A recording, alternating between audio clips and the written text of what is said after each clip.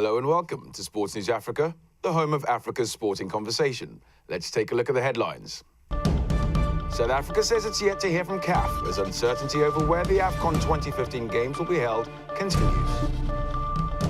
But there's no uncertainty about the direction that Algerian football is going in at the moment.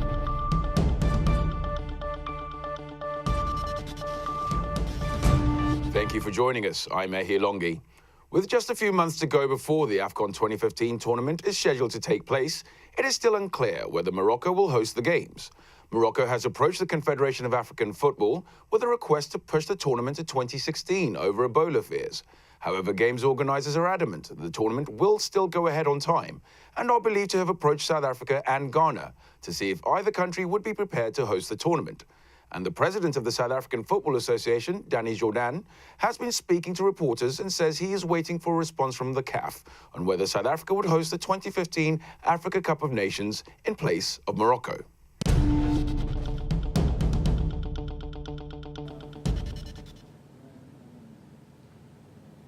South African football has not taken a decision on the matter because we were never called to do so.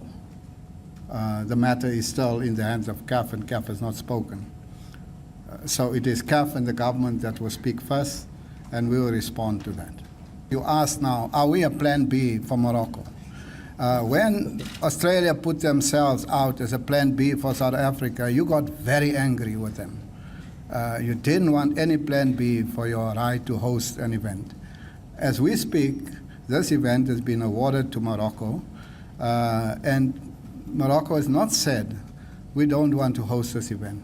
Morocco is saying, can we find new dates? So let's allow that space for Morocco and CAF to debate this matter and conclude the thing. As far as Ebola is concerned, I think the World Health Organization's report is very clear. I think from our own perspective, our health department has already taken measures and is monitoring, and not just South Africa, every country.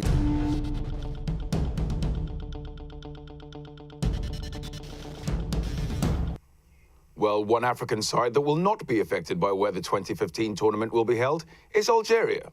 The country's football has seen a steady rise since their qualification for the World Cup. They were one of only 2 African teams to qualify for the second round of the Cup, taking eventual champions Germany to extra time.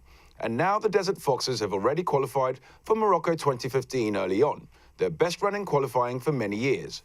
Algeria is currently Africa's top-ranked side and is ranked in the world's top 20 by FIFA. Even at club level, there's progress, as Entente Satif also made it to the final of the Africa Champions League, the first Algerian side to do so since the introduction of the new format in 1997. Saeed Ben Ali is an Algerian sports journalist, and he joins us now on Skype. Saeed, what are the reasons behind this resurgence of Algerian football? The reason is all about basically the school of football and many Algerians who've been involved in the reforms of the Algerian soccer and Algerian football. Many of them, they've been really behind the excellent management. That's why the results start to appear after the 90s, because we got a decade where the Algerian football was completely silent and completely bad, and they never played anymore abroad during the 90s. Of course, after the 80s, after Rabah Majer, after Lakhdar Belloumi, and all those stars who defeat the Germans at that time. And in the 90s, during the violence, the 10 years of violence, it was completely damaged. And we've been waiting until after the national reconciliation, where the Algerian football renaissance starts to appear with some results now. Okay, well, how does this crop of Algerian footballers compare with the golden generation of the 1980s, where you had Lakhdar Belloumi, Rabah Majer, and Sherif Oujani? If we compare that to the other generation, I think that now this new generation, they're doing very well. Even though not all of them, they are from Algeria, we still have some Algerians who live in France, who play in some soccer teams in France, but still involved with the national team. But also we have those Algerians who are playing here in Algeria, and they're doing very well. They get trained very well, and now they got this new coach who's doing also excellent work called Gurkov, and he's trying to manage very well the team. Okay, on the new coach, how has the transition gone from Vahed Halilhodžić, who quit as coach after the World Cup, to new coach Christian Gorku? Yeah, it was a big dilemma at that time because we remember that Halilhodžić, the former Bosniak coach, he did some work with them, and indeed I remember very well when the president of Algeria interfered and asked him to stay. He refused. He left Algeria for Istanbul, and then they called this new guy from France, and he's still doing excellent work with the team. He motivates them, and the team, they want really to keep their reputation after the World Cup in Brazil. They carry on a good result. Okay, has the good performances of the national and club sides managed to overshadow the problems we've had with crowd violence that resulted in the tragic death of Albert Bossi at the end of August? Yes, it's also another complicated issue where the violence now, it's very well managed. Of course, the government decide to control very well the crowd, to CCTV in the stadium, also to check every single fan that make sure nothing will happen. Any sharp things will be inside the stadium, and therefore they want to control security issue within all the stadiums and to get rid of the violence inside the stadiums of Algeria. Thank you for speaking to Sports News Africa. Now going to the south of the continent next, and the Kaizer Chiefs have maintained a perfect South African Premiership record this season with a 1-0 win at Ajax Cape Town in a top-of-the-table clash. Centre-back Tefu Mashamaite once again proved a man for the big occasion, nodding the early second-half winner before a 40,000 crowd at Cape Town Stadium. His other goal this season was the winner against greatest rivals Orlando Pirates in the top 8 Cup final last month. Chiefs achieved an 8th consecutive victory when Mashamaite found space between two defenders to nod a Sifiwe Shabalala free kick into the corner past Finnish goalkeeper Ansi Jakola. It was a rare highlight in a much-hyped fixture that failed to match expectations with few clear-cut scoring opportunities. Chiefs goalkeeper Brilliant Kazoayo, standing in for injured captain Itumeleng Kune, did well to tip a free kick over and dived bravely to block a close-range shot. Ajax had a chance to equalise soon after Mashamaite scored, but Tashreeq Morris headed over when he should have forced a save at least.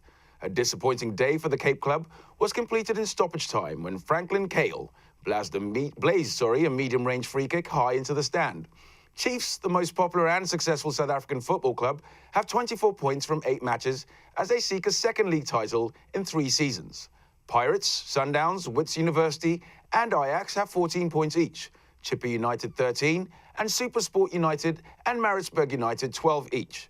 Defending champions Sundowns and Wits ground out a dour 0-0 deadlock at Loftus Versfeld Stadium in Pretoria.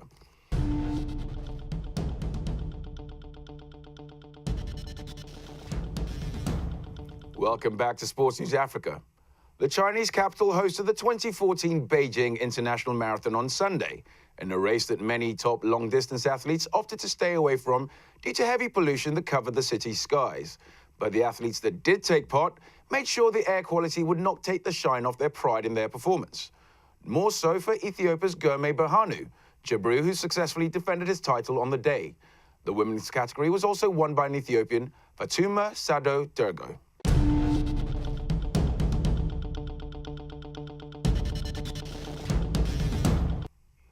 As you know, the Ebola epidemic has been hitting the headlines almost daily.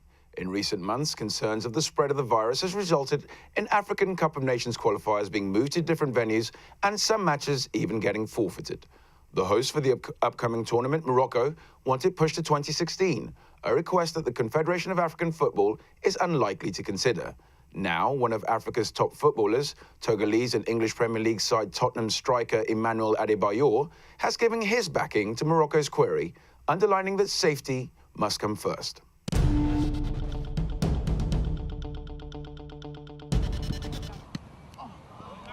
With only a few months before kickoff of the 2015 Africa Cup of Nations tournament in Morocco, drama is unfolding. Hosts Morocco have threatened to pull out of the event, citing fears of risking the spread of the deadly Ebola virus within its borders.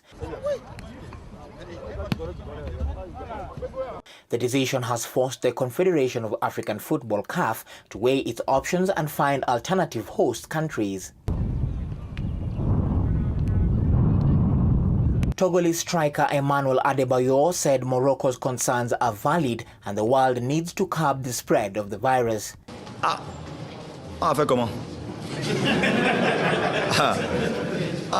What's the solution?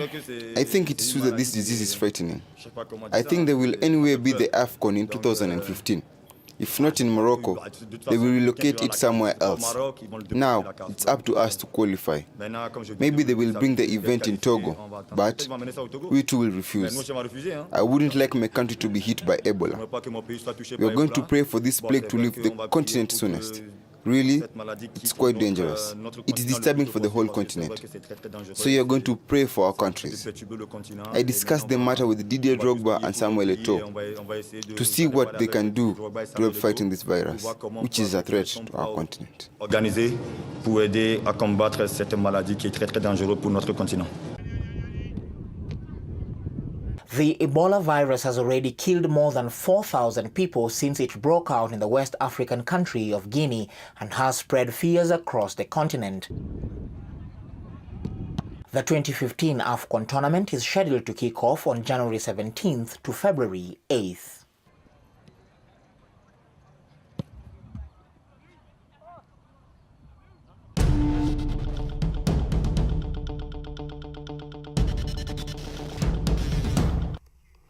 Kenya has been going through the process of selecting a national squad for the upcoming Amputee Football World Cup, which will begin on November 30th in Mexico.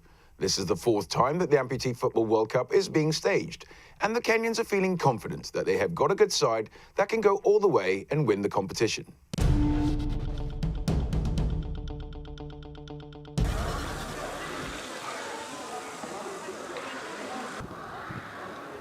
The Kenya Amputee Football Federation has selected the squad that will represent the country in the 2014 Amputee World Cup in Mexico next month.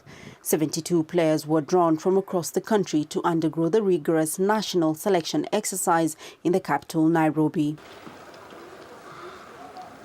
At the end of the exercise, head coach Willis Ocheng picked a 20-man team for the Mexico tournament. Evans Lagat, who made it into the squad, said the team will strive to make Kenya proud and poured cold water on the able-bodied national team Harambee Stars. The fact is that the Harambee Stars we know have never reached the World Cup.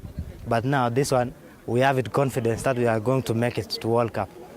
And we shall be proud of our country. Kenya hosted the 2012 Africa Amputee Football Championships, where they came second after losing to hard-fighting Liberia in the finals. The Kenyan team has an advantage at the Mexico Games, since Liberia will not be participating at the Games due to the outbreak of the Ebola virus in the country, which has stifled the team's chances of participating. Kenya Amputee Football Federation President Stephen Mully confirmed the absence of Liberia and Sierra Leone, even though SAD gives an advantage to his team. We are one of the best teams in Africa. The best, of course, we have two very good teams which are in West Africa. But due to Ebola situation, those will not be participating. So in a way, we are taking that position. We believe when we go to the World Cup, we are going to win. We are selecting a very good team which is going to win in Mexico. So unlike the able-bodied Harambee Stars, our amputee team has gotten a chance to participate. We have qualified to participate in the World Cup, Amputee World Cup. Kenya will be among 24 nations that will be striving to win the cup from defending champions Uzbekistan. But the team faces challenges as it lacks adequate financial support. The federation said a total of $269,000 is needed for the trip. We are facing a lot of challenges in the country, and especially financial. Especially potential players, we have to get them back in the rural areas. Transport has become an issue. Even supporting the players, transport, uniform, even playing tools like crutches is one of the main tools for playing amputee football. Coach, good job.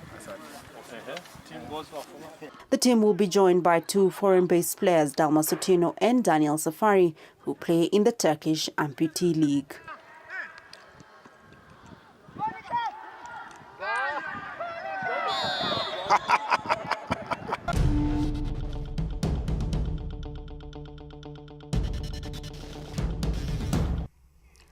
Acquitted of murder, Oscar Pistorius was found guilty last month of culpable homicide, a conviction whose penalty, which ranges from a fine to 15 years behind bars, is at the sole discretion of the judge.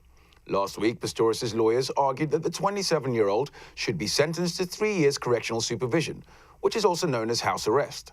He would then do 16 hours of community service a month, suggested the defense. In his closing argument, defense lawyer Barry Rue said Pistorius is an ideal candidate for a non-custodial sentence, given his remorse, his status as a first-time offender, and the fact he would be vulnerable in South Africa's notoriously brutal jails as a result of his disability. As his lawyer chronicled how Pistorius has lost his friends and fortune, the sprinter uncontrollably wept in the dock, wiping tears off his face with a handkerchief. State prosecutor Jerry Nell attacked the defense claim that Pistorius is repentant, claiming he offered blood money to Steenkamp's parents to reduce his likelihood of going to jail. In South Africa, where a 24-hour news channel is dedicated to the athlete's court proceedings and the top-selling book in stores is about Pistorius, Nell warned that Judge Masipa's sentencing will be a litmus test of the strength of the country's justice system. Highlighting Pistorius' gross recklessness, Nell said the only appropriate sentence for the athlete was incarceration. Nell said a house arrest sentence would be shockingly inappropriate and would cause South Africans to lose faith in their legal system and turn to vigilantism. After the sentence is handed down, both the state and defense can appeal, a legal process that could drag out for years.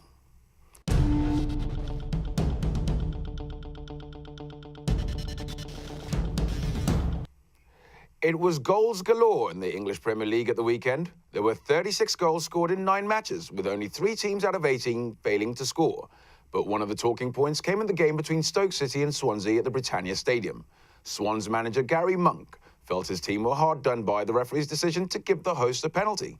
Monk accuses Stoke and Nigerian Super Eagles winger Victor Moses of diving and said Moses should get punished for cheating.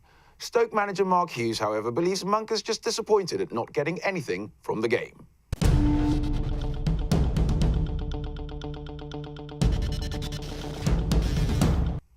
On the bright side, a number of African footballers did make the headlines for all the right reasons at the weekend.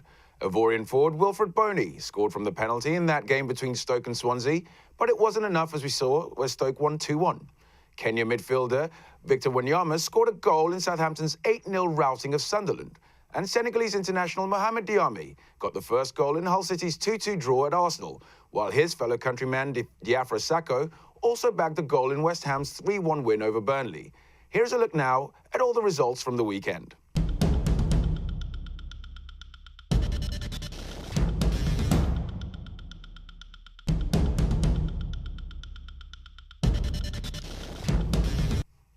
And that is the end of Sports News Africa for today. Join us again tomorrow when we bring you all the latest from Africa and around the world. Goodbye for now.